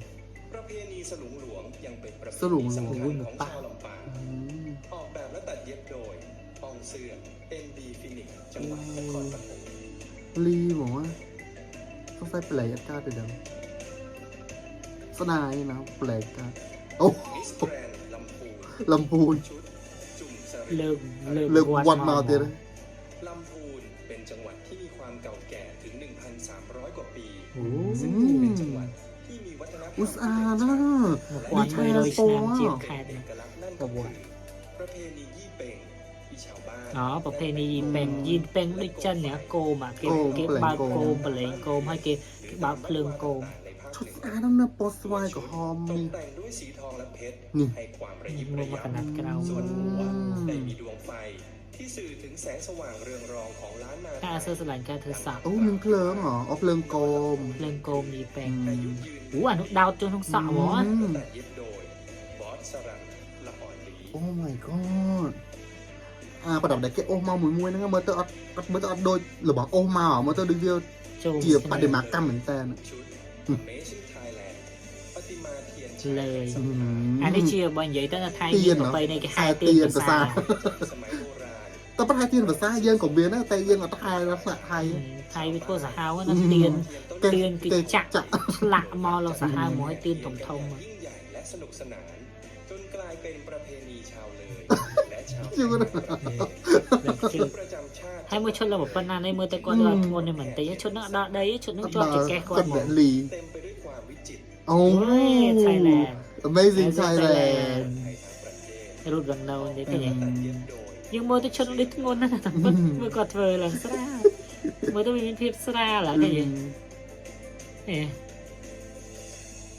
ជួត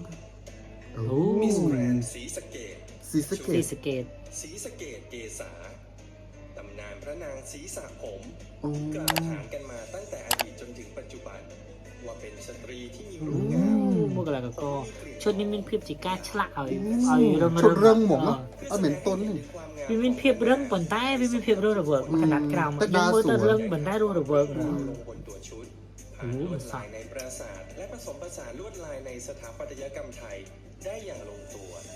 ออกแบบและตัดเย็บโดย Bio Organize by สำริดตั้นป่า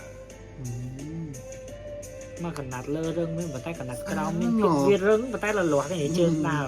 តែពេលគាត់នៅស្ងៀមដូចតុក្កតា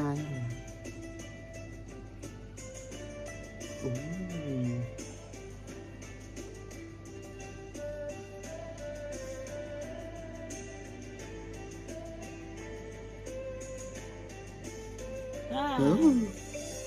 มิสแกรนด์สกลนคร សកល លីវត្ត ปราสาทพึ่งนารี โอ้ my ប្រាសាទ god ភឹង លីប្រាសាទទូលប្រាសាទនោះហ្មង จะจัดขึ้น ขึ้นเป็นประจำทุกปีในเทศกาลออกพรรษาที่จังหวัดสกลนคร តែឯមានអារម្មណ៍ថាក្បាច់អត់សូវស្អាតក្បាច់ក្រៅសូវស្អាត ชุดและเครื่องประดับที่นางงามสวมใส่เปรียบดั่งการแกะสลักประดิษฐ์ปราสาทพึ่งจำลอง เพื่อให้เห็นถึงประเพณีอันสวยงามและยิ่งใหญ่ของชาวจังหวัดสกลนคร ថាទៅលើក្បាលនឹងវត្តមកហ្មងពហិមក เสื้อผ้า ឃើញ อืม ចាអាស៊ីមេត្រីនៃឈុតនឹងវិញចេះហើយស្បៃមកអញ្ចឹងទៀតវាភាពស៊ីមេត្រីនៃឈុតតែ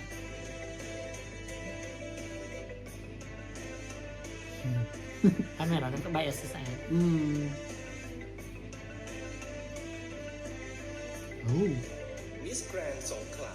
สงขลา Golden Mermaid of สงขลา เฮ้ยกันมากดกอดเหรอ แรงบันดาลใจจากหาดทรายแก้วและประติ อุ้ยแต่ มากรร ชุดนี้មានភាពជា ที่เป็นสัญลักษณ์ของ นั่นเหรอแอปนิงเก่า ជា บ้าง មានភាពជាគេហៅថា modern ណា อืม នេះគាត់ inspire ពីខ្សាច់ มีชายหนุ่มชาวประ ស្ ม នេ ง ហ៍សមុទ្រ เดินอยู่บริเวณชายหาดพบนางเงือกสาวกำลังใช้หวีทองคำ inspire ពីមីហូ inspire ពី ทำให้ នា นาง ង เงื វិឆា อกตกใจ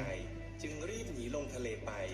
โดยลืมหวีทองคำ คือเธอมากดต้อนเดี๋ยวไอ้กระเทยชดต้อนเดี๋ยวก็มันก็ตั้งจัดชด គេតាំងចិត្តឈុតអញ្ចឹងពួកភាគចិត្តពួកសង្ខ្លាភាគច្រើនគាត់ធ្វើឈុត style អញ្ចឹង อืม ឈុតលក្ខណៈតិចๆប៉ុន្តែមើលទៅវា modern ណាឃើញទេ ในบริเวณพื้นที่ดังกล่าว จึงทำให้ โอ้โหมันก็ส่งคลาสอาร์ต จั อะ งหวัดสงขลาออกแบบและตัดเย็บโดย មក ต่อ inner เติมฝัน อืม และร้านเริ่มคาเฟ่ ស្អាតណាស់ប៉ុន្តែស្អាតណាស់ឈុតប្រើជាមួយនឹងកណ្ដាលពិ เงี้ย សេស เงี้ย มิสแกรนด์สตูล สตูน สุวรรณวารีศ ស รีส ទូ โต តារាសា อืม วังสายทอง តារាសា น้ำตกหินปูนขนาดใหญ่ ที่มีความสวยงามดังต้องมน สาย โอ้ น้ำไหล โห ลดหลั่น อ้าวเหรอ มันต้องถอยจากแกกดหลังตู้ดมั้ง គេលេងជាមួយនឹង ราวกับม่าน ក្បាច់ខាងលើធំទៅវាធ្វើឲ្យចង្កេះគាត់កាន់តែស្អាតហើយ อืม អាកន្លែងសពុតនឹងប៉ោងភាពជាប៉ោងនេះធ្វើទៅចង្កេះតូច ประกาศให้เป็นอุทยานธรณีโลก ชุดสีขาวทองบอกเล่าถึงความงดงามของน้ำตก โดยได้หยิบยก เอาเรื่องราวความเชื่อ จะเคลียร์ พระแม่คงคา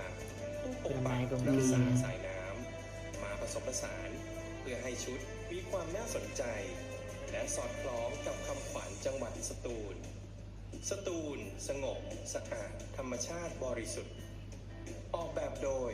นายอับดุลเลาะห์ศรีบุญคง อับดุลเลาะห์เลย ตั นะ ดเย็บโดยห้องเสื้อพลากู ខំសឿផ្លាគូ อับดุลเลาะห์เนี่ยดีไซน์โหมด អូនេះឈុតនេះខ្ញុំស្រឡាញ់ឈុតនេះក៏ដូចជាបោះអាតដែរអាតអាចកណ្ដាលដែរមើលសិន Wonder of the World ខ្ញុំស្រឡាញ់អា จากตำนานความ signature របស់គាត់ហើយយើងមើលមកឃើញ อลังการហ្មងណា ភាពសំបីតាដំរីអីសាក់មកបានពីការធ្វើក្បាលដំរីអីគឺស្អាត รังสรรค์ชุด ตัวโครงชุดถูก โอ้ นำ my เสนอ god ผ่านรูปทรง เธอต้อนดอยระเบียบหน้า เทค เนาะ นิคการเชื่อมโลหะด้วยมือ ตามสัดส่วนที่เหมาะสม ឃើញវាមើលមកភាព ด้วยผ้าลายไทย ភាពសាមមាត្រជាមួយវល់កញ្ញាមើលទៅអត់ឃើញធំពេកអត់ធ្វើបវរកញ្ញាបទឿមើលទៅ อืม ស្អាតហ្មងហើយក្បាលដូចជាលើកបានទៀត อืม แต่แฝง នោះ ด้วย គេចុច ความ ចុច แข็งแกร่งของช้าง ទាញនៅលើទាញទៅឃើញបបោយនៅវាយល់បាននេះ ช้างเอราวัณ បើកបានឃើញ ราชาแห่งช้างทั้งปวง อืม พลังแห่ง អូក្នុងនេះមកកត់ទៀត ที่ต่อคนไทยมาช้านานออกแบบ มือดีเทลอะ อาร์ตอัคร នេរមីសិន ให้บ้านอ้อยรางวัลกอดใหม่มา ឈុតមួយដល់គាត់គេធ្វើឈុតច្រើនបណ្ដា detail គ្រប់ឈុត มิสแกรนด์สมุทรสงคราม សមុទ្រសង្គ្រាម ชุดมนตรามวยสยาม อ๋อประดา ប្រដា เป็น ដែរ หนึ่งในการท่องเที่ยวเชิงวัฒนธรรม อันเป็นศิลปะการต่อสู้ดั้ง អូ เดิม inner ที่ គាត់ มีเอกลักษณ์ strong อันโดดเด่น inner មានភាពជាអ្នកបដាល់ ปรอมใบ ได้รับการนิยมในหมู่นักท่องเที่ยว អូ เป็นอย่างมาก จังหวัดส អូ มุทรสงคราม មួយប្រវត្តិ ได้ ចៅ จัดงานมหกรรมมวยไท អូ ย មានសាក់នៅកន្លែងក្បាលពោះ ค่ายบางกุ้ง អឺ នៅទឹកនៅអញ្ជើញទៅគេបិទណា โครงการอนุรักษ์สืบสานวัฒนธรรมไทย ที่แสดงการต่อสู้ด้วยศิลปะแม่ไม้มวยไทย ถ่ายทอดจากรุ่นสู่รุ่น ด้วยจิตเมตตา ด้วยคุณค่าของการสักยันต์ให้เกิดแรงบันดาลใจฮึกเหิมในยามผจญภัย โอ้ ออกแบบและตัดเย็บโดย ร้านใหม่แฟนตาซี អូយមើលកន្លែងជាកេះ อ่าแล้วนะ មួយមើលជាកេះកវលជាកេះ อืมหนูอ๋อชุดไทยดี สมุทรสาครชุดศรัทธาสมุทรองค์น้ำ ได้แต่ชุดต้องเป็นบ้านขอยหนังเคย หมอกส ซี ง่า ไป อืม ความร่มเย็นอุดมสมบูรณ์เป็นสุขผู้พิทักษ์ปกปักรักษาโลกมนุษย์ ชาวไทยเชื่อและนับถือพญานาค เห็นปรากฏได้ในสถานที่ศักดิ์สิทธิ์ผ่านสัญลักษณ์ต่างๆ รูปปั้นสลัก งานสถาปัตยกรรม วัดวาอารามภาพ เป็นหมก จิตรกรรม เนาะ และ บอกเก็บบัตรเดอะแวงจน ฉั ห น นึ่ง នឹង ที่ និយាយចឹងមានអារម្មណ៍ថាគេព្យាយាមលេងតែមកកណាត់ខាងលើមួយក្រោយឡងសិក្សាមកហើយលេងតែមកកណាត់ខាងលើវាធ្វើឲ្យកណាត់ខាងក្រោមដូចអត់មានអីហើយដូចសពុតលហែកហើយយើងមានអារម្មណ៍ថានាគវាអត់រស់រវើកខ្ញុំតនិយាយនៅវីដេអូមុនហ្នឹងក៏ទៅនៅរឿងនាគមានអារម្មណ៍ថាដូចយើងនាគមកចងបោ ទីគឺបាក់គេសួរចៅដូចរបស់តននេះដូចចែកគាត់ ទីមានភាពរឹងហើយទីមើលទៅដូចយកយើងចងបោ យកនេះមកចងបោ អូអប្សរាក៏ឃើញអប្សរាអសកាជាប់ខ្មែរយើង ผู้ออกแบบหยิบยกเอาความสวยงามของ ទៅសិក្សាណា ស្រាកែវពេលច្រើនគាត់ប្រើជាមួយឈុតអប្សរារហូតដល់ពេលសារគាត់និយាយថា inspire ពីវត្ត จินตนาการ វប្បធម៌ខមវប្បធម៌ខ្មែរបុរាណរហូតស្រាកែវពេលច្រើនគាត់លេងជាមួយឈុតអប្សរាច្រើនដងដូចនិយាយចឹងខ្ញុំអត់ចង់ឲ្យយើងនិយាយថាយើងគេ copy យើងទេប៉ុន្តែយើងស្ដាប់ inspire គេព្រោះនេះគេ inspire គេនិយាយមកថាគេ inspire ពីវប្បធម៌ខ្មែរព្រោះដោយសារស្រាកែវជាខេត្តដែលនៅជាប់ប្រទេសខ្មែរចឹង จังหวัดสระแก้วไว้ได้อย่างลงตัว ออกแบบโดยอนุวัฒน์จิตจินดา อุ๊ย และ อุ๊ย เกียรติศักดิ์ Transformer ทองสำรี โอ้บายบาย ห้อง อุ๊ยแม่นบาย ใส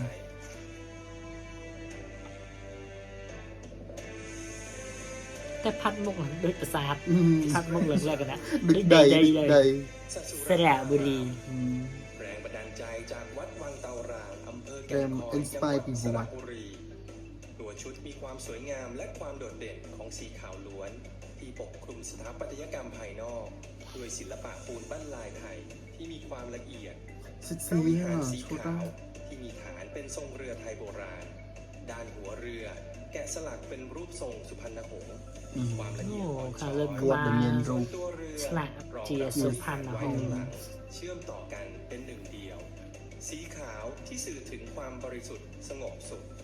และได้นำลว ភាព ด ប ลาย រិ ไท សុ ย ទ្ធនៃព มา ណ៌ ป ស รับประยุกต์ใช้ให้ทันสมัยไว้ด้วยกัน เรียกได้ว่า อู้ เป็นสถานี เดิ อั น น เนี่ย ซีนของจังหวัดสระบุรี ออกแบบและตัดเย็บโดย ตึงตึงตึงตึงตึงตึงตึงตึง ចង់លងមួយដេកដែរនោះច្រើនពេកដល់ វាឆានឈុតឈុតនេះដូចជា កាលណាម៉ា អរេ inspire ពីដើមចេកយោ អូការលេង យើងនៅក្មេងៗយកដើមចេកទៅធ្វើសេះ ประเทศไทยนิยมปลูกต้นกล้วยกันแทบทุกครัว เชื่ เรื อ อน จืด กลายเป็นสำนวนที่ว่าดาตื่นเหมือนกล้วยน้ำว้าจากการละเล่นพื้นบ้านม้าก้านกล้วยเป็นวัฒนธรรม ជាសេះខ្មែរយើងក៏លេង แว ដែរ ดล้อม តែយើងនៅក្មេងៗលេង ខ្ញុំតែលេងហ្នឹងអញសែនណាលេង ប៊ូលី និយាយលេងធ្លាប់លេងដល់គ្នា จึงขอหยิบยกภูมิปัญญาทางวัฒนธรรมของบรรพชน អលើដល់ ถ่ายทอดสู่สายตาชาวโลกให้รู้จัก នឹងខ្ជ ใน ិល นามไทยแลนด์ออกแบบโดยนายจักรินทร์พิมพ์ตัดเย็บโดย คนกุยข้าวยังไม่ได้จริงจัง อุ้ย អូ កាទៀវហ្នឹង มิสแกรนด์สุโขทัย អូសុខោថៃ ก๋วยเตี๋ยว ចាំតែដែរសុខោថៃ เตี๋ยวสุโขทัย អូកាទៀវនៅសុខថៃតែមានអារម្មណ៍ថា อุ๊យ ការធ្វើចានរបស់គាត់វារៀងអត់ស្អាតមកកណាត់ចានខាងក្រៅកពីកពីកពីកពី ចានធ្លុះ เช่นหมูสับกากหมูกุ้งแห้ง ហើយអង្គុយប្រើ ก๋วยเตี๋ยวสุโข ទ ทั លា ย ក់កាទៀវចាន ถั่วฝักយาวแทนผักชีเพื่อรสชาติ ยังไม่ ต่าง គឺចាំបានឲ្យវា ចានហ្នឹងវាអត់រឹងហ៎ ឲ្យវាអេសាណោះក៏មិនដើរហូបរវល់ហូបសិជុំមួយឲ្យទៅណាដើរហូប ๆความสมบูรณ์ในหนองน้ำมีเวลาในท้องนา อุ๊ย ข้า ใครนะ จังหวัดสุโขทัยออกแบบ กันไปนะ โดยห้องชุดคุณเชาจังหวัดพิษณุโลกนายสุพัฒน์พงษ์พงษ์ ចានវារៀងអត់ស្អាតព្រោះចានតែយកគាត់ទៅប្រើជាកណាត់ទៅពេលទៅវារៀងកពិត អូមិនកណាត់កដាស់ cái từ một lần sexy nó cái đâm chan cái tiêu spicy มิสแกรนด์สุพรรณบุรี สุพรรณบุรี สุพรรณิกานารี แรงบันดาลใจมาจากดอกสุพรรณิกา กา ซึ่ สุ งเป็นด พร อ ร ก ณ ไม้ นิ ประ กา จำจังหวัดสุพรรณบุรี ตัวชุด อ่า ตัด ตั้งนาน เย็บด้วยผ้าสีเหลือง เลงជាមួយនឹងដៃប៉ោង ไฟ ប៉ាក់ ซึ่งเป็นสีของดอกสุ อู้ พรรณิกา บัดกระจา ยามแสงอาทิตย์ต้นสุพรร หมู ณิ ไอ้กับ กา ฟาน มีอีกชื่อว่าต้นปาริชาติหรือ ปาริ ต้น ชาติ ไม้คำเครื่องศิลาภรณ์ที่สวมใส่บนศีรษะจำลองมาจากอนุสรณ์ดอนเจดีย์สถานที่ศักดิ์สิท โอ้ ธิ์ มากด และสำคัญ จัด ของ ได้ อินสไปร์พิจัดได้ บุรีผสมผสานตัวงอก สัญลักษณ์ของอาชีพเกษตรกรรม ซึ่งเป็นอาชีพที่เก่าแก่ และสืบทอดกันมาตั้งแต่บรรพบุรุษออกแบบโดยนายธนภูมิชูสงฆ์ตัดเย็บโดย อลังการนะ กุลศิลาห้อง เหมาะ เสื้อเน็ตดีไซน์ ตึงตึงตึงตึงตึงตึงตึงตึงตึงโอ้ มิสแกรนด์สุราษฎร์ธานี สุราษฎร์ธานี 68นะครับ The Maurus of ศรีวิชัย ตามความเชื่อหนึ่งที่ว่า จังหวัดสุราษฎร์ nó bên phía trên biển ศู tinh นย์กลาง hình tinh ของอาณาจักรศรีวิชัย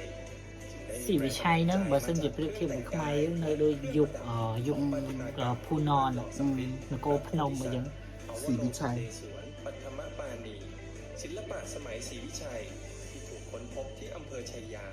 จังหวัดสุราษฎร์ธานี ឈុតឡងស៊ីស៊ីតែស្រឡាញ់ជាមួយអាការលេង gimmick ឈុតស្បៃនឹងមានជាជាន់ជាន់ hay ជាន់ bay ជា qua ន់ nụt nụ đó à ឯគាត់លេងជាជាន់ជាន់ជាន់អូនស្លាក់មកដល់អូ ซึ่งแสดงให้เห็นถึงความรุ่งเรืองและความศิวิไลซ์ของอาณาจักรศรีวิชัย ศรีวิ ออก ชัย แบบและตัดเย็บโดยนายอดิ ពីហ្នឹងដូចជា lesbian à តែគាត់លើល្បីគាត់ LGBTQ đấy Siren ชุดคนเลี้ยงช้างปุย chú ra cho đấy chú ra จังหวัดสุรินทร์เป็นเมืองช้างเลี้ยงที่ใหญ่ที่สุดในโลก ช้างเป็น មាន สัญ ស្ ลั ប៉ា ก យ ษณ์ ពីដំរីនៅក្នុងខេត្តសិរិនដែលជាខេត្តដែលចិញ្ចឹមដំរីធំជាងគេលើពិភពលោក ความอุดมสมบูรณ์ชาวสุรินทร์มีวิถีชีวิตที่ใกล้ชิดกับช้างเคารพนับถือช้างดังญาติผู้ใหญ่ គេវាមានភាពរស់រវើកដោយសារគេលេងជាមួយនឹងគេហៅអាកលៈដៃកលៈ choi à choi bò จึงได้หยิบยกนำวิถีชีวิตช้างกับคนของชาวสุรินทร์มาเป็นแรงบันดาลใจในการทำชุดคนเลี้ยงช้างอุยเซียนอาเจียง ออกแบบและตัดเย็บโดยผลสร้างศิลป์บายอนุชาแพงมาห้องเสื้อบ้านสายทองบายพงศกรสถิตยารักษ์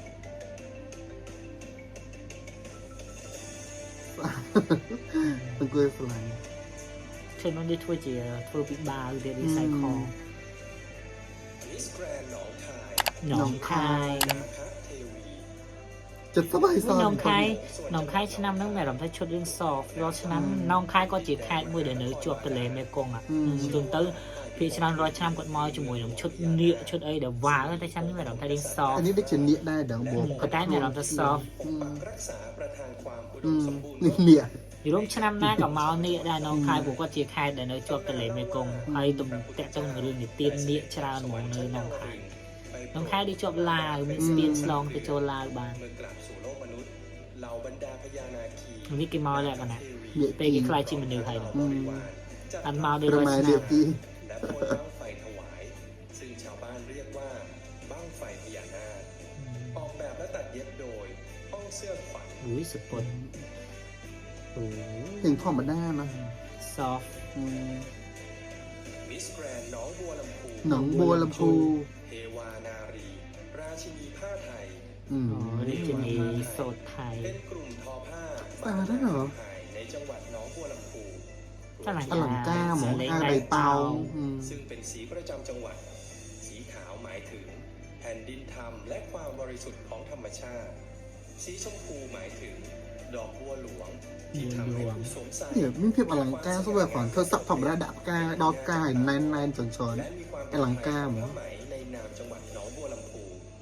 ออก โอ้ แบ ย บ กา โดย ชุกนะกาบัวหลวงมันกา ตัดเย็บ กาชุกอะแต่ชุกถุง ผม ชุกสต๊อปจาน อืม กาชุกมาเลยสต๊อปบ่ตึงตึงตึงตึงตึงตึงตึงตึงตึงตึงตึงตึงตึง มิสอัน វាទៅជា signature play របស់ Miss Grand វ៉ា เฮ้ยอยู่ดี អូន Brian នៃសំណបดี Miss Grand អាងថង แรงบันดาลใจจากพระแม่โพธิ์ศพเทพีแห่งข้าวพันธุ์ธัญญาหารกลิ่นกายหอมดั่งข้าว ผิวพรรณดั่งทอง អូឈឺ อ่า ស្អាត ลาตินหรอมกจริงแล้วคือแบบ รัศมี ทางลาตินยังไงวะ อุดมสมบูรณ์ ឈឺនេះមានការលេងជាមួយនឹងខ្សែក្រវ៉ាត់ប្រឆិត ได้ลงมาโลก อื ม ม นุษย์ ដែលដែលឃើញ ของพระอินทร์เพื่อสร้างความอุดมสมบูรณ์ของข้าวปลาอาหารให้ សូម្បីតែចាហៀងនេះគាត់លេងกันកាញ់កាញ់កាញ់គ្នា ยังเป็นรูป ใช่ ข้าวสีทองอยู่ในอ่างน้ អូយកាន់ ำซึ่งหมายถึง ស្រូវមក ความอุดมสมบูรณ์เต็มไปด้วยพืชพันธุ์ธัญญาหาร ที่แสดงให้เห็นว่า จังหวัดอ่างทองเป็นเมือง อุ้ยเซ็กซี่อ่ะ ข้าวปลูกน้ำของประเทศไทย ក៏វល់ ออกแบบและตัดเย็บโดยห้องเสื้อ គាត់មានភាពជាណាមចន្ទរប្រឌិតដែរនឹងខ្លួនគាត់អូបុកល្ហុងមែនឧដរថានី ตำแซ่บอุดรธานี นี่បុកល្ហុងមែនណាបុកស្អាតស្អាត จัดได้ว่าเป็นอาหารหลักของชาวอีสาน ឃើញគេឆ្លាក់ស្អាតស្អាតដូចបកាអីគេ ลองสร้างให้เยอะมัว โดยมีวิธีกินผัดดิบให้มีรสชาติอร่อยเพียงมีมะละกอพริกส បុ ด កឡើងចេញភ្លើងហ្មង มะเขือเทศน้ำปลาร้านัวๆ អាណាបាយតា ใบตะนาว อร่อยมีคุณค่าที่พลาดไม่ได้เลยต้องมาลิ้มลองตำแซ่บอุดรธานี ร้านส้มตำที่ขึ้นชื่อของจังหวัดอุดรธานี เป็นแรงบันดาลใจ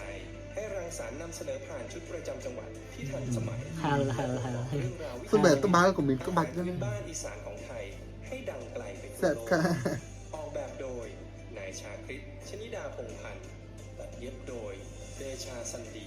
ห้องเสื้อสไตล์ อุยแต่ไปขอยแบกกับ สนับสนุน ดี อั เทล ละเอี แต่ ยด ខាងមុខ อืม อุดรธานีมิสแกรนด์อุทัยธานี ឧថៃ อื ชุด ม นางอับสรสวรร โอ้ ค์ โห ดาวดึง โอ้ใจเธอนี่ ឧថៃចានេះអូយមកលៀបមុខ สังกัดรัตนคีรีอย่างยิ่งใหญ่ เพื่อร่วมสืบสานប្រពៃណីอันงดงามไว้ មុខគាត់លុបទាំងអស់មកឲ្យលៀបថ្មី สวรรค์ชั้นดาวดึงส์เน้นความแวววาวสีทองเปรียบดังสวรรค์ best ชั้นดาวดึงส์ introduction ความวิจิตรงด โอ้ งามและมีการจำลองขบวนเหล่าเทวดานางฟ้า มาเป็นองค์ประกอบ อุ้ยจริงไส้ และ เด่น นำเสนอจุดเด่นของจังหวัดอุทัยธานี จะใส่ดำมาใส่เลยนะเป็นพรมนะคอยใส่ ชุดออกแบบโดยนายสหรัฐพัฒเสมา หรือเอาเทศดับ ตัดเย็บโดย นี่หมองดับไส้ให้คอยยง ប្រាប់ផ្សាយ และ ទៅ ห้องเสื้อบ้าน Move Over ชนเอาเสื้อหมาแต่ฟอร์มไอ้บานถมๆซิเล่นใหญ่ไปก่อนอู้ 9តិច อืม มิสแกรนด์อุตรดิตถ์ ឧត្ត อุ រ ต ឌិ ร ត ดิตถ์ อากิราสาว อากิระสาว แรงบันดาลใจมาจากมอเตอร์ไซค์ที่ใช้เป็นยานพาหนะ អូយមកមួក ผลไม้ ជិតពាក់មួកការពារ อ๋อลวก នៅលុបផ្លែឈើ จริงๆมันโตลูกหลายเชิง เป็นภูเขาสูงชันล้อมรอบ ลูกทะเลด้วย มอ นะ เตอร์ไซค์ที่มีแรงสูงๆเป็นยาน ឧត្តរឌិតក៏ជាខេត្តមួយដែលមានផ្លែឈើច្រើនណាស់ដូចតរេនអីចឹងក៏ល្បីដែរ ไม่ว่าจะเป็นลางสาดลองกอง ឡ เรียน កង ลับ ត แล រេន และ តរេនហ៊ានឡាប់ឡែហ្នឹងជាតរេនដែលល្បីនៅ ได้หยิ នៅ บใช้ ឧត្ត วัต រ ถุ ឌិត พื้นเมืองลับแลนำมาประยุกต์เป็นตัวเสื้อและกางเกง เลือกสีและดัดแปลงให้มีความทันสมัยมากยิ่งขึ้น ออกแบบโดยธีรยุทธแก้วมา ตัดเย็บโดย ខ្ជូតមួកការពារគេ บดนี่แต่ก็หัวบดปิดประเด็นก็บดปิดนะ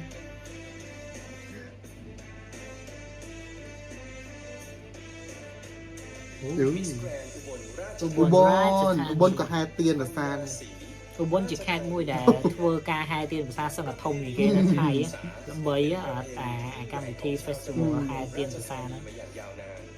การทำเทียนพรรษาเป็นศิลปะรูปแบบหนึ่ง ที่ต้องอาศัยการร่วมมือของคนในชุมชน เพื่อสร้างสรรค์ขึ้นมา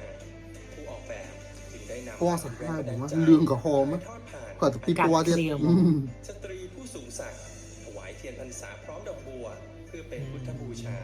เพื่อแสดง ថ្វាយ ให้เห็นถึง inspire ภูมิ ពី ปัญญาและศิลปะ ស្អីគេ ความงาม កូនស្រីអ្នកមីថ្វាយទៀនភាសា เนี่ยดิจันกปัว ของชาวจังหวัดอุบลราชธานี ออกแบบและตัดเย็บโดย นายอัธวิโรธทองทิพย์ห้องเสื้อ อัธวิทย์จังหวัดอุบลราชธานี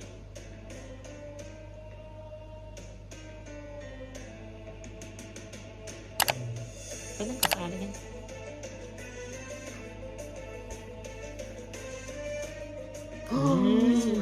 น่าเจริญ ដូចចុងក្រោយ ចុងក្រោយ គេមកធំជាងគេហ្មង โอ้ปฏิมากรรม តែ ด้วย ឈុត นะ នេះមានភាពជាវៀតណាមអាទ្រូឯង เรื่องนะ ยกชาวนามาทำเป็นชุดนี้ ធ្វើមុខសែន เสียงสะท้อนปัญหา อื ขอ ม งชาวนา អូគេ inspire ពី បញ្ហា គេ របស់ ហៅ អ្នក អ្នកស្រែ អ្នកធ្វើស្រែដែលមានបញ្ហាអញ្ចឹងគាត់ដើរមកគាត់លេងទឹកមុខសែនមក ข้าคือลูกชาวนา ทั้งวิญญาณข้าติดดิน ปลูกข้าวให้คนกิน អូ แต่รากเร้ามานานาน อื ปู่ ม ย่าจนแม่พ่อ ឃើញទេ អូធ្វើទឹក ការ ភ្នែក លេងជាមួយនឹងទឹកភ្នែកហើយ inner គាត់យើងចេញមកយើងគេថាគាត់ sad อ่ะ ធ្វើទឹកភ្នែកក៏យំមែនដែរតិចទៅ អ មែ ត់ ន ទេ ដែរប ិទតាម เสื้อ NB Phoenix បិទជាលក្ខណៈត្បូង glitter នៃ และห้อง glitter เสื้อบ้านไก่เจี๊ยบ จังหวัดสุรินทร์ อ๋อមានរូប อ๋อមានរូបលក្ខណៈថានាយករដ្ឋមន្ត្រីគាត់សោយសុកលើកទុករបស់អ្នកធ្វើស្រែ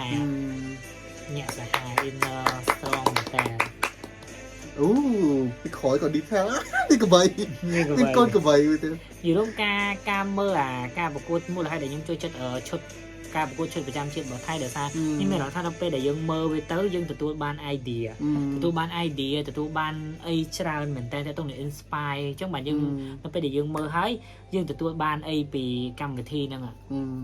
ហើយអាហ្នឹងវាជាអីរឿងមួយចំនួនដែលវាតែងតែកើតដូចខ្ញុំតែងតែនិយាយចឹងកើតបញ្ហានៅស្រុកខ្មែរមួយថៃទៅនឹងរឿងការcopy គ្នាបើសិនសម្រាប់ខ្ញុំអត់គិតថា copy ខ្ញុំគិតថាវាជា inspire បើសិនជាយើងសិក្សាថាinspire មកពីអីហើយគេធ្វើមកពីអីគឺអាហ្នឹងយើងយល់សូម្បីតែខ្មែរយើងពេលខ្លះក៏ខាងថៃយើងគាត់ថា copy ខាងថៃដែរប៉ុន្តែខ្ញុំអត់គិតថាខ្មែរ copy ថៃព្រោះខ្ញុំគិតថាវាទីមួយ inspire ទីមួយសិល្បៈវាមានភាពស្តៀងគ្នាអញ្ចឹងសរុបទៅគឺភាពច្បាស់លាស់របស់ការ design មួយហើយនឹង inspire ថា inspire វាច្បាស់លាស់ទៅវាគេយល់ទាំងអស់គ្នាហើយពេលយើងមើលគេអញ្ចឹងយើងមើលដើម្បីខ្ញុំនិយាយចឹងមើលដើម្បីទទួលបាន idea ថ្មីក្នុងការយកមកធ្វើជារបស់យើងឲ្យមានភាពមើលទៅ wow ដូចគេដែរប៉ុន្តែយើងមិនមែន copy អញ្ចឹងណាតែអីដែលត្រូវច្បាស់មួយទៀតគឺបើសិនជា inspire ពីរបស់គេឬមួយក៏អីក៏យើងត្រូវធ្វើឲ្យវាស្អាតដែរយើងមិនធ្វើឲ្យទៅរួចពីដៃអញ្ចឹងក៏គេមានសិទ្ធិថើយើងបានអីដែលសំខាន់ដូចតែងតែនិយាយចឹងពេលដែលខ្ញុំមើលឈុតប្រចាំជាតិមិនថាខ្មែរមិនថាក្រៅប្រទេសគឺធ្វើមិនឲ្យបុគ្គលកញ្ញា perform ឈុតនឹងហើយគាត់មានអារម្មណ៍ថាគាត់ចូលជាមួយឈុតនឹងអាហ្នឹងបានវាមើលទៅវា wow ហើយមើលទៅយើងជឿថាឈុតនឹងជាឈុតអីគេអញ្ចឹងពីអាហ្នឹងមែនអរគុណអ្នកហើយដែលចូលមកមើលវីដេអូនេះពីដើមរហូតដល់ចប់ កុំភ្លេចចុច like ចុច share និងចុច copy link ឲ្យពួកខ្ញុំផងកុំភ្លេចចុច like page Facebook ឬក៏ subscribe channel YouTube ដើម្បីទទួលបានវីដេអូពេញអរគុណច្រើនបាយបាយ